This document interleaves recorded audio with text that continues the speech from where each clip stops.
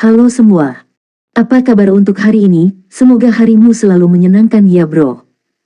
Selamat datang di channel YouTube saya. Tolong dibantu subscribe, like dan share ya, supaya saya terus semangat bikin kontennya. Wakakakak. Reincarnation of the Strongest Sword God, Chapter 2161. Chapter 2161 menekan dengan snap. Si Feng sangat senang telah berhasil memanggil menara kegelapan. Dia hanya pernah mendengar tentang menara di masa lalu, dia tidak pernah benar-benar melihat atau mengalaminya. The Dark Seed sangat langka di domain God, bahkan lebih langka dari item legendaris yang terfragmentasi. Oleh karena itu, si Feng cukup terkejut ketika Bright Dawn mengungkapkan item itu. Untuk memanggil menara kegelapan, pemain pertama-tama harus mengalahkan iblis yang dipanggil dengan benih kegelapan. Namun, membegal demon itu lebih mudah diucapkan daripada dilakukan. Pemain sering mengandalkan NPC untuk menekan dan mengalahkan iblis yang dipanggil ini selama kehidupan si Feng sebelumnya. Membegal seseorang tanpa bantuan seperti itu sangatlah sulit. Meskipun partisipasi NPC tidak akan mengganggu tingkat penurunan desain menara kegelapan, NPC tidak akan membiarkan konstruksi itu ada. Mereka akan menyita desain menara gelap saat itu muncul, pemain tidak akan memiliki kesempatan untuk mendapatkan item tersebut. Karena itu, si Feng dapat menghitung jumlah kekuatan yang berhasil memanggil menara kegelapan dengan satu tangan. Selain itu, orang luar tidak diizinkan masuk ke dalam menara atau kota yang berisi menara kegelapan. Hanya guild sekutu atau bawahan yang akan diizinkan masuk. Si Feng hanyalah pemimpin persekutuan kelas 2 di masa lalunya. Bahkan negara adidaya biasa tidak dapat dijangkau, belum lagi negara adidaya peringkat teratas. Mereka baru saja hidup di dunia yang berbeda. Oleh karena itu, si Feng tidak pernah berharap untuk memanggil menara kegelapan sekarang. Kita tidak punya banyak waktu tersisa, Guild Leader Black Flame. 50.000 tentara negara adidaya sekutu akan tiba dalam waktu kurang dari setengah jam, Yuan Tixin mengingatkan pria yang lebih muda itu ketika dia melihat ekspresi santai si Feng. Dari sudut pandangnya, si Feng tampaknya tidak memahami bahaya yang mereka hadapi saat ini. Menara kegelapan mungkin kuat, tetapi satu atau dua struktur pertahanan tidak akan cukup untuk menghentikan musuh yang akan mereka hadapi. Mereka semua di sini. Senyum si Feng cerah mendengar berita itu. Kalau begitu, ayo kita temui mereka. Bertemu mereka. Yuan Tixin terperangah. Dengan tergesa-gesa, dia bertanya, bukankah itu terlalu berbahaya? Bahkan dengan dukungan Stone Forest City, menghentikan mereka akan sulit. Jika kita kehilangan keunggulan medan kita akan menjadi ikan di balok pencacah. Dengan berapa banyak yang harus mereka peroleh, mereka tidak akan menahan diri. Mari kita lihat mereka mencoba, kata si Feng sambil tertawa. Ini, keberadaan si Feng membingungkan Yuan Tixin. Dia tidak tahu apakah swordsman itu sangat percaya diri atau hanya bodoh. Tidak apa-apa, aku tidak keberatan pergi sendiri, saran si Feng begitu dia menyadari keraguan Yuan Tixin. Itu tidak akan berhasil. The Secret Pavilion adalah salah satu pemegang saham Stone Forest City. Sejak Anda pergi, Guild Leader Black Flame, bagaimana saya bisa berdiri dan menonton? Selain itu, jika pavilion rahasia muncul, kekuatan super ini mungkin akan menahan rasa takut, mempertahankan beberapa kepura-puraan, kata Yuan Tixin, menggelengkan kepalanya saat dia bersiap untuk mempertaruhkan nyawanya bersama si Feng. Dia tidak berpikir bahwa bertemu dengan berbagai negara adidaya adalah ide yang buruk. Mereka belum mencapai Stone Forest City, jadi mereka mungkin memiliki kesempatan untuk bersekutu dengan beberapa negara adidaya yang menyerang ini. Namun, jika mereka menunggu sampai tentara tiba dan memperkuat aliansi mereka, Secret Pavilion dan Zero Wing akan kehilangan harapan untuk menguasai kota. Setelah itu, si Feng dan Yuan Tixin meninggalkan kota hutan batu dan berjalan menuju pasukan berbagai negara adidaya, yang baru saja memasuki hutan boneka hidup. Kedua individu ini terkenal di dunia game virtual saat ini. Bahkan jika berbagai anggota negara adidaya tidak akrab dengan Zero Wing, mereka telah mendengar tentang Black Flame. Kenapa mereka di sini? Dari kelihatannya, mereka datang untuk bernegosiasi. Mungkin Anda benar. Bagaimanapun, kami memiliki 50.000 ahli tingkat atas di pihak kami. Bagaimana mungkin Guild City yang baru saja dipromosikan bisa menghentikan kita? Petik 2. Berbagai kekuatan negara adidaya terkejut melihat si Feng dan Yuan Tixin mendekat, membahas masalah di antara mereka sendiri. Apa yang coba dilakukan Black Flame? Dia sebenarnya ingin bernegosiasi sekarang. Kata ilusi tercengang melihat dua pemain terkenal muncul dari antara pepohonan. Jika mereka ingin bernegosiasi, mereka seharusnya melakukannya sebelum berbagai pasukan negara adidaya berkumpul. Sekarang negara adidaya ini telah menggabungkan kekuatan mereka, meyakinkan salah satu dari mereka untuk beralih sisi praktis tidak mungkin. Bagaimanapun, mereka sekarang memiliki inisiatif. Kamu benar-benar harus bertanya. Crimson Gate menjawab sambil mencibir. Dia pasti menyadari betapa menakutkannya pasukan ini dan menyadari bahwa dia tidak cukup kuat untuk menghentikan kita. Dia mungkin di sini untuk mencoba merekrut 3 atau 4 negara adidaya. Jika dia berhasil, dia mungkin bisa mempertahankan sebagian kecil dari Stone Forest City. Setiap negara adidaya yang hadir memiliki pemikiran yang sama. Mereka tidak dapat memikirkan alasan lain mengapa Si Feng akan melakukan langkah berisiko seperti itu. Jika mereka membegal Si Feng di sini, mereka akan memberikan pukulan mental yang parah ke Zero Wing secara keseluruhan. Melakukan hal itu juga akan meningkatkan moral anggota mereka, membuatnya lebih mudah untuk menangkap kota hutan batu. Kenapa kamu di sini, Black Flame? Jika Anda di sini untuk bernegosiasi, saya menyarankan Anda untuk berbalik. Tentu saja, kami akan membiarkan Anda pergi dengan selamat jika Anda dengan patuh menyerahkan kota hutan batu.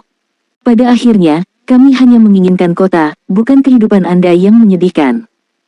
Betul sekali, beri kami Stone Forest City, dan kami akan membiarkanmu pergi dengan nyawamu.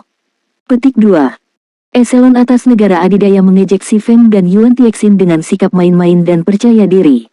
Secara alami, gagasan bahwa mereka akan membiarkan anggota Zero Wing melarikan diri jika Si Feng menyerahkan kota itu tidak lebih dari lelucon.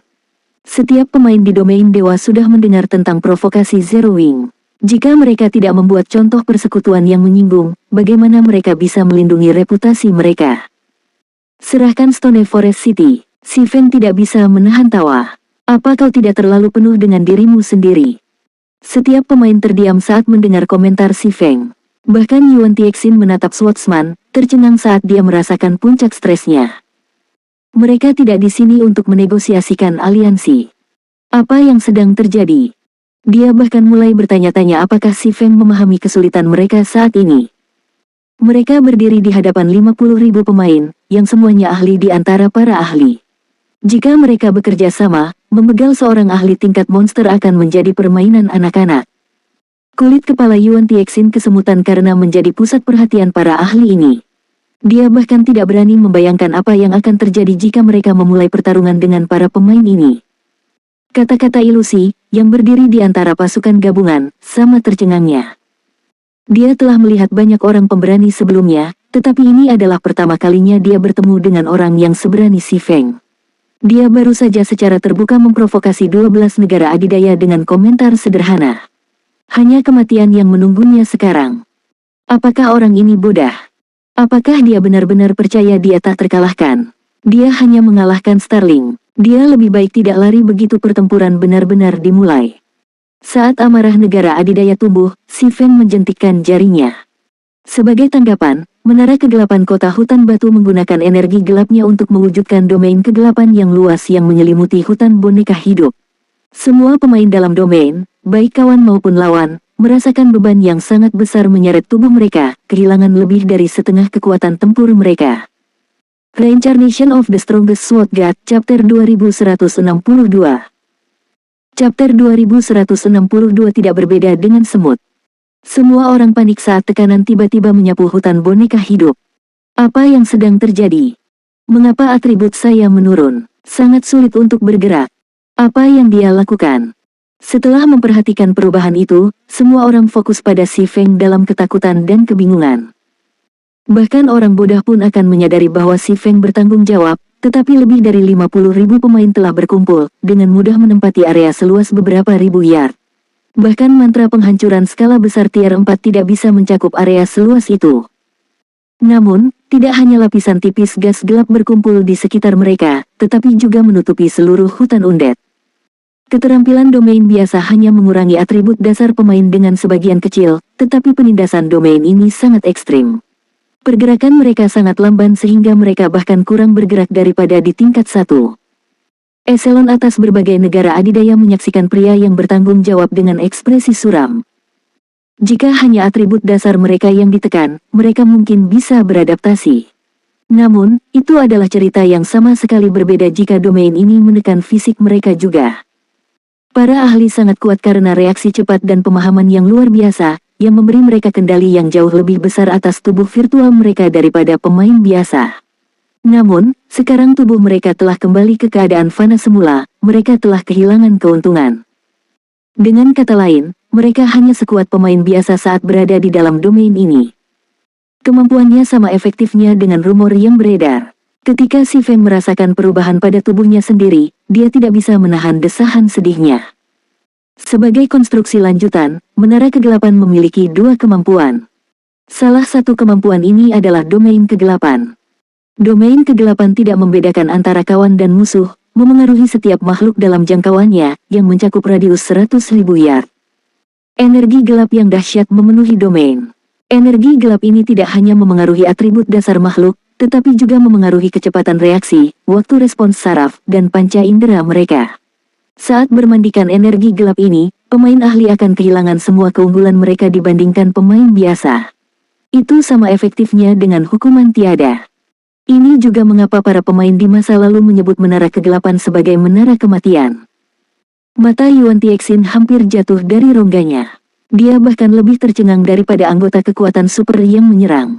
Dia telah mengikuti Si Feng selama ini, jadi dia mengerti apa yang telah dilakukan pria itu dengan sempurna. Konstruksi apa ini? Bagaimana bisa begitu kuat? Yuan Tixin tidak bisa membantu tetapi berbalik, pandangannya tertuju pada Menara Kegelapan di kejauhan. Meskipun dia telah menyadari bahwa Menara Kegelapan itu luar biasa, dia tidak menyadari betapa mengerikannya hal itu. Menara Kegelapan sebenarnya bisa menyamakan medan permainan antara ahli dan pemain biasa. Pemain biasa mungkin tidak menyadari betapa menakjubkannya itu, tetapi bagi berbagai negara adidaya, itu menghancurkan. Sebagian besar alasan kekuatan besar negara adidaya adalah jumlah kualitas ahli mereka, yang jauh melampaui pemain biasa. Jika seseorang menyingkirkan para ahli dari persamaan tersebut, maka berbagai negara adidaya menjadi lebih kaya dan lebih besar dari rekan-rekan mereka yang biasa. Kemampuan Menara Kegelapan bahkan akan memungkinkan kekuatan biasa untuk menghadapi negara adidaya. Meskipun negara adidaya memiliki lebih banyak anggota daripada kekuatan biasa, mereka harus mengelola lebih banyak wilayah, dan akibatnya, mereka hanya dapat menempatkan pemain dalam jumlah terbatas ke setiap area di bawah kendali mereka. Ada juga fakta bahwa setiap lokasi memiliki sumber daya yang terbatas, bahkan jika negara adidaya menginginkannya, mereka tidak mampu mengirim semua anggotanya ke satu lokasi. Melakukannya akan berdampak negatif pada perkembangan mereka. Karena itu, tidak akan ada perbedaan besar antara kekuatan super dan kekuatan biasa dalam hal angka. Apakah kamu masih ingin melanjutkan? Si Feng bertanya, dengan santai menyapu pandangannya ke para pemain di depannya tanpa suka atau duka. Seolah-olah pasukan ahli ini tidak lebih dari rumput di pinggir jalan. Mereka tidak cukup untuk menjamin reaksi. Sebelum Menara Kegelapan, para ahli di tingkat 3 dan di bawahnya setara. Menara bahkan akan sangat menekan para ahli tier 4, secara signifikan mengurangi perbedaan antara mereka dan pemain biasa. Inilah mengapa Menara Kegelapan hanya berada di urutan kedua setelah konstruksi puncak. Menara akan memenuhi syarat sebagai konstruksi puncak jika mengenali teman dari musuh. Selain itu akan menjadi salah satu struktur pertahanan terkuat di dalam game. Saat tatapan Si Feng tertuju pada mereka masing-masing, ketakutan mulai membanjiri anggota negara adidaya. Kemampuan untuk mengubah 50.000 pemain ahli menjadi manusia biasa tidak pernah terdengar. Namun, berbagai eselon atas dengan cepat melangkah maju untuk menyelamatkan situasi. Apa menurutmu kita hanya berencana untuk mengandalkan pemain ahli kita, Black Flame? Betul sekali, Anda mungkin telah menekan ahli kami, tapi kami memiliki lebih dari pemain untuk mengepung Stone Forest City. Petik 2. Jika Starling dapat menggunakan 3 monster mitik dan benih kegelapan, mengapa negara adidaya sekaliber mereka tidak dapat melakukan sesuatu yang kurang dari itu? Bahkan jika pemain ahli mereka telah kehilangan kekuatan mereka, guild mereka masih bisa melancarkan serangan yang mengerikan jika mereka bekerja sama. Namun, ancaman ini kosong. Sebenarnya, mereka kehilangan niat untuk menyerang kota. Bahkan jika mereka menggunakan semua yang ada di gudang senjata mereka untuk menyerang kota hutan batu, mereka akan membayar mahal untuk merebut kota tanpa kemampuan untuk mengandalkan ahli mereka. Tak satu pun dari mereka mampu membayar hasil ini. Tampaknya tidak akan lama sebelum negara adidaya lain muncul di domain God, kata-kata ilusi, tersenyum pahit pada ekspresi tenang Si Feng. Menyadari bahwa tidak satupun dari negara adidaya ini yang memiliki keinginan untuk mengambil tindakan, jelas bahwa merebut kota hutan batu tidak mungkin lagi. Mereka hanya mencoba menyelamatkan sedikit kebanggaan yang mereka miliki, berharap mendapatkan sedikit keuntungan dari Zero Wing melalui intimidasi. Sekarang Zero Wing akan menguasai Stone Forest City, itu dijamin akan menjadi negara adidaya dalam waktu dekat. Crimson Emperor telah berjuang selama beberapa dekade untuk menjadi guild kelas 1 super. Zero Wing, bagaimanapun, berada di puncak menjadi satu setelah hanya beberapa bulan, dan kesuksesan itu murni karena Si Feng. Tidak kusangka kota hutan batu memiliki kemampuan seperti itu. Tidak heran mengapa dia berani mendekati kita. Bahkan Crimson Gate memandang Si Feng dengan iri dan kagum. Dia telah kehilangan keinginan untuk menyangkal kata-kata ilusi. Bagaimanapun, dia hanya mengatakan yang sebenarnya. Kondisi untuk menjadi negara adidaya tidak sekeras yang dibutuhkan oleh persekutuan kelas 1 super. Selama negara adidaya memiliki kekuatan finansial dan ahli yang cukup, ia bisa bangkit sebagai negara adidaya. Adapun warisan lengkap, itu tidak terlalu penting. Sekarang, selama Zero Wing menawarkan sebagian dari keuntungan kota hutan batu, berbagai negara adidaya akan mundur, dan persekutuan akan mempertahankan bagian kota. Secara alami, kota akan menghasilkan keuntungan yang luar biasa dengan keuntungan yang dapat ditawarkannya, dan berdasarkan kekuatan dan potensi yang ditunjukkan oleh Zero Wing, kota ini akan menarik banyak persekutuan kuat yang tertarik untuk berinvestasi di persekutuan. Zero Wing akan dengan mudah memenuhi kebutuhan finansial untuk menjadi negara adidaya.